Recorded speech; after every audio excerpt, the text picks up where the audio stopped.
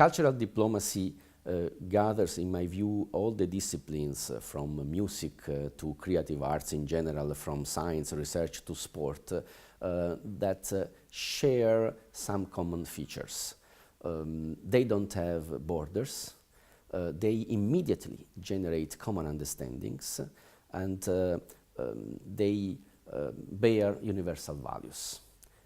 These are the ingredients that makes powerful cultural diplomacy, because they offer cultural diplomacy the chance to speak straight directly to the human conscience, to offer unthinkable, creative, original solutions to old conflicts, old tensions, to recreate confidence between people.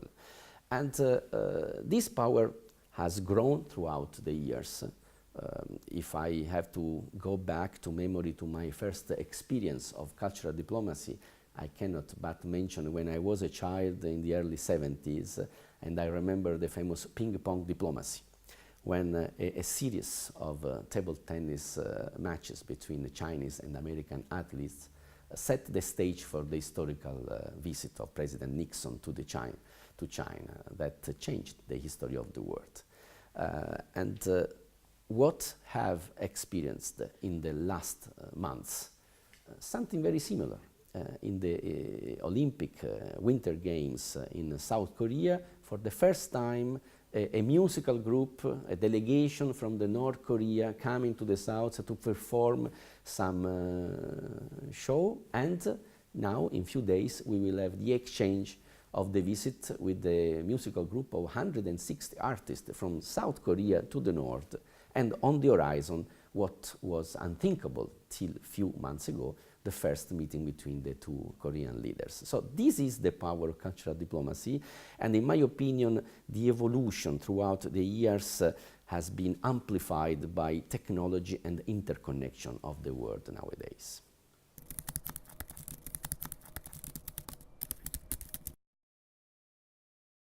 Of course, it was a great night, because at the premiere there was also my Prime Minister coming from Rome. So let's say this, I like to look at the performances of Rome Santa Cecilia Orchestra like a sort of tribute, a homage, a big hug from Rome to Abu Dhabi. So we have the most prestigious symphonic orchestra coming from Rome, from the eternal city, from the homeland of the classic culture, coming here to embrace the most vibrant cultural capital of the Middle East nowadays. So it's a sort of push of encouragement. So go on and proceed in this way. This is the right way. It's a sort of passing the torch, because now the vitality, the vibrant culture is here.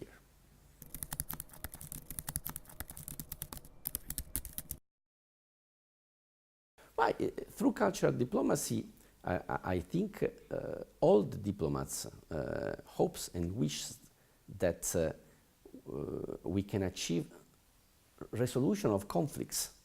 The first element of resolution of a conflict is the building again confidence between people. And in this respect, cultural diplomacy is a powerful ally of the classic intergovernmental diplomacy, for the reason we discussed before. So I hope and I wish that in the next future, this alliance between official diplomats and real ambassadors of the culture of a country can reduce the misunderstandings between people.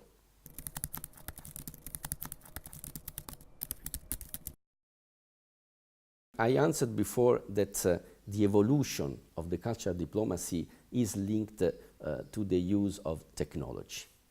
Because I give you another example.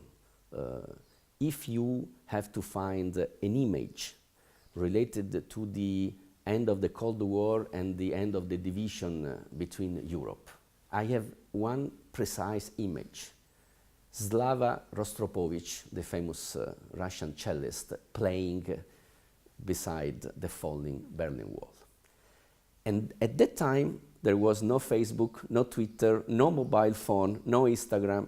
Imagine something so powerful nowadays. So this is the framework. So what Abu Dhabi Festival is doing is performing as a natural ally to the leadership of this country. But the leadership of this country has created an environment that is pure soft power. So all the cultural activities run by Abu Dhabi Festival are just accompanying a strategy of a country that since the beginning of its birth has welcomed different culture with a spirit of dialogue and mutual tolerance. The easiness through which Abu Dhabi Festival works is given by the simple fact that Abu Dhabi Festival is an open, multifaceted and multicultural platform. So this is the way to proceed. This year we had China, we had India, we had Spain, we had Italy, in a platform that already welcomes 140 nationalities that are free to celebrate their tradition, to express their religion or their culture.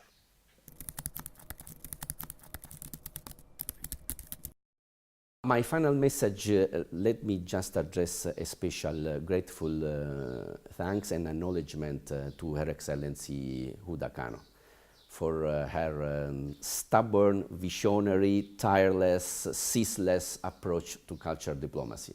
Because she's really acknowledged also in my country, but I think all over the world for this kind of magnificent job that she is doing with the Abu Dhabi Festival. So I wish more and more seasons of great music and great culture in Abu Dhabi.